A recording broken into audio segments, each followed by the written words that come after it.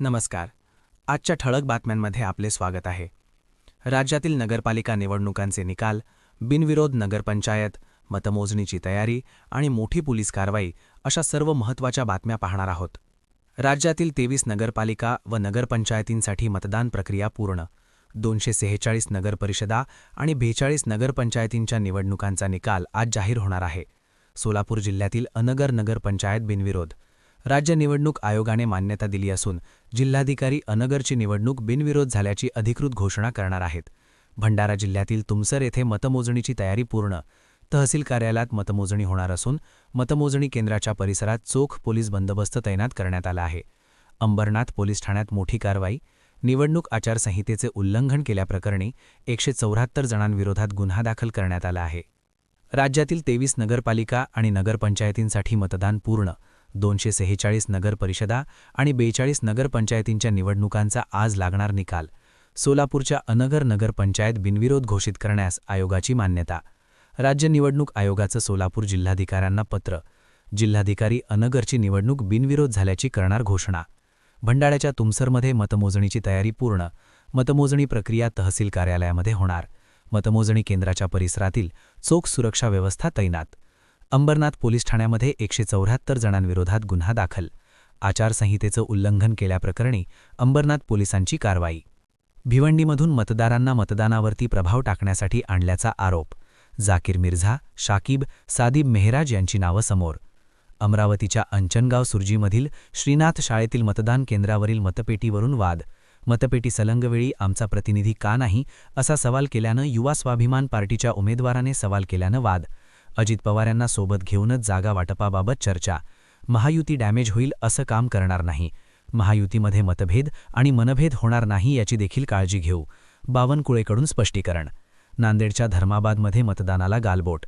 शेकडो मतदारांना मंगल कार्यालयामध्ये कोंडल्याचा प्रकार. बोगस मतदानाचा आरोप करत महिलेसह एका पुरुषाला मारहाण. निवडणूक आयोगाकडून प्रकरणी कार्यवाही सुरू. पैशांचा आमिष दाखवून शेकडो मतदारांना मंगल कार्यालयामध्ये डांबून ठेवलं. 4000 रुपये मिळणार असं सांगत महिलांना नजरकैदेत ठेवलं. नांदेडमधील ही धक्कादायक घटना. भाजप पदाधिकाऱ्यांवर गंभीर आरोप. मतदारांना डांबून ठेवलेल्या मंगल कार्यालयामध्ये आमदार राजेश पवारांचा अंगरक्षक उपस्थित, तर राष्ट्रवादी काँग्रेस जिल्हाध्यक्ष शिवराज पाटील ओटाकर यांचा देखील हा आरोप. या प्रकरणी गुन्हा दाखल करण्याची राजेश ओटाकर यांची मागणी. आशिष शेलार यांनी घेतली एकनाथ शिंदे यांची भेट. मीरा रोड महानगरपालिका निवडणूक एकत्र लढवण्यावर दोन्ही नेत्यांमध्ये 1 तास चर्चा. लवकरच युतीची घोषणा करणार अशी देखील शक्यता. मुंबईमध्ये ठाकरेंच्या बालेकिल्ल्यात भाजपची रणनीती. भाजपचे नोरीस धोरण. लालबाग परळ दादर भागामध्ये शिंदेसेना भाजप समसमान जागा लढणार. माहीम भाकडा वरळीमध्ये शिंदेसेना आणि भाजप समसमान जागा लढणार. विविध समाज आणि संघटनांचे मेळावे घेत संवाद साधण्यावरही भर. 20 जागांवर कुठलेही मतभेद नाही. शिंदेंच्या शिवसेनेचे नेते प्रकाश सुर्वेंचं वक्तव्य. आमची महायुती अभेद्य आहे. शिवसेनेला किती जागा सुटतील याचा निर्णय आज होईल. प्रकाश सुर्वेंची माहिती. मुस्लिम बहुल भागात शिवसेना निवडणूक लढवणार, सुर्वेंचं वक्तव्य. शिंदेंच्या शिवसेनेचा आज ऐरोलीमध्ये पदाधिकारी मेळावा. एकनाथ शिंदे मेळाव्यामध्ये पदाधिकाऱ्यांना मार्गदर्शन करतील. नवी मुंबई महानगरपालिका निवडणुकीबाबत चर्चा करणार. नवी मुंबईमध्ये शिंदेंची शिवसेना स्वबळावर लढणार का, युतीधर्म पाळणार का हे पाहणं महत्त्वाचं. ठाकरेंच्या नेत्यांची आणि शरद पवार यांच्या राष्ट्रवादीची आज बैठक.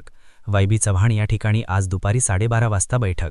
ठाकरेंच्या युतीत राष्ट्रवादी सामील होण्यावर चर्चा होणार. स्थानिक निवडणुकीमध्ये काही ठिकाणी काँग्रेसची आघाडी आहे.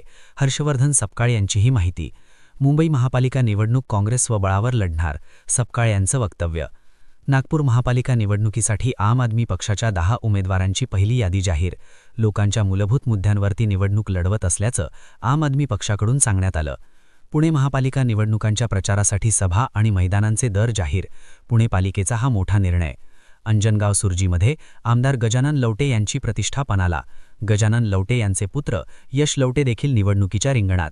गजानन लवटे हे ठाकरेंच्या शिवसेनेचे आमदार.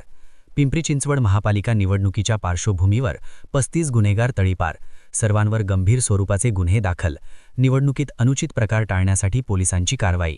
अकोल्यात भाजपमध्ये फूट पडणार नाही, बंडखोरांसोबत चर्चा करणार. पक्षात दरी पडणार नाही याची काळजी घेऊ. चंद्रशेखर बावनकुळे यांचे हे वक्तव्य. योजना आपलं सरकार आणता आणि नारळ दुसरे फोडतात. प्रताप सरनाईक यांची प्रतिक्रिया.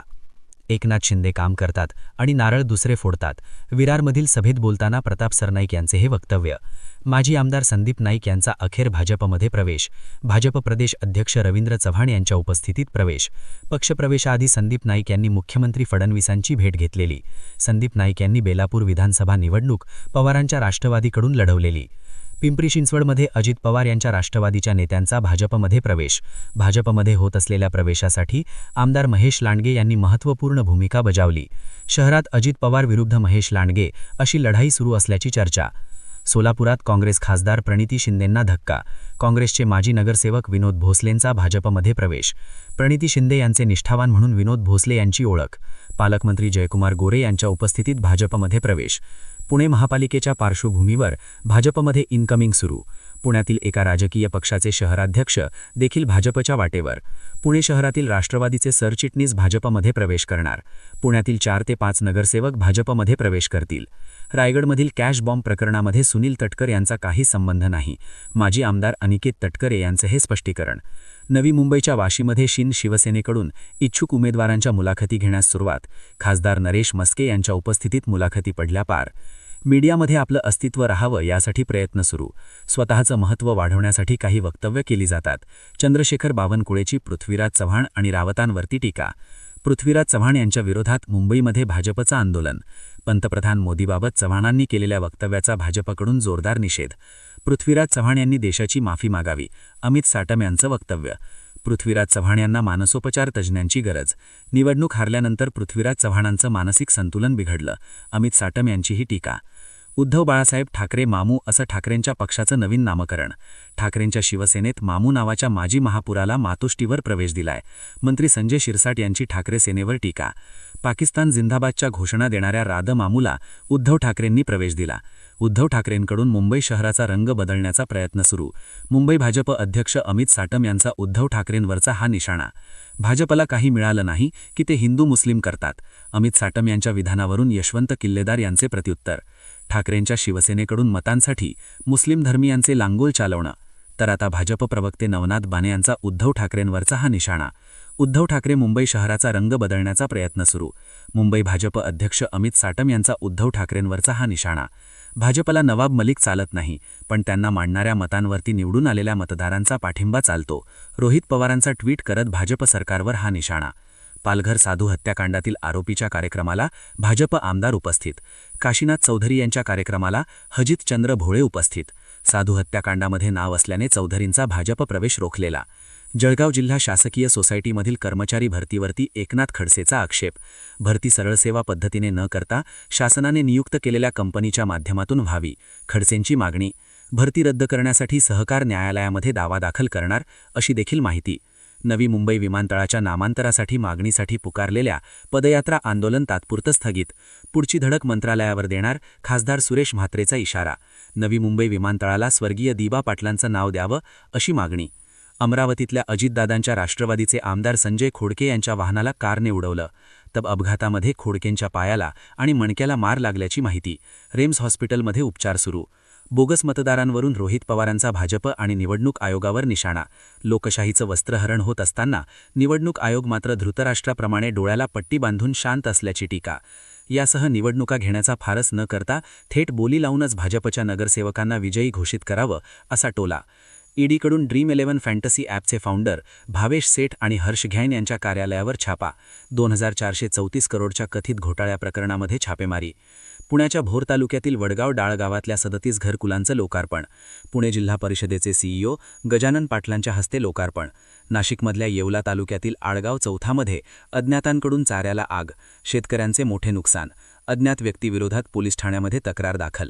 सांगलीच्या जतमध्ये तालुका स्वतंत्र करण्याच्या मागणीसाठी ग्रामस्थांचे उपोषण. गेल्या 4 दिवसांपासून माडग्याळ ग्रामस्थांचे बेमुदत उपोषण सुरू. आज संपूर्ण गावात बंदीची हाकही देण्यात आली. पुण्याच्या राजगड तालुक्यातील कोदवाडीमध्ये जीर्ण पूल तुटून डंपर कोसळला. अचानक पूल तुटून डंपर खाली कोसळला, त्यामुळे डंपर चालक गंभीर जखमी. जीर्ण झालेला पूल डंपरचा भार न पेलल्याने अपघात झाल्याचं प्राथमिक अंदाज. नवीन पूल बांधून देण्याची नागरिकांची मागणी. नागपूरमधील कुख्यात ड्रग माफिया हिप्पा गँग विरोधात नागपूर पोलिसांची धडक कारवाई. 32 बांधकामांच्या विरोधात नागपूर पोलीस आणि रेल्वे प्रशासनानं बुलडोझर चालवला. जमिनीवरती अतिक्रमण करून या ठिकाणी ड्रग्ज आणि शस्त्रांचे रॅकेट सुरू असल्याचं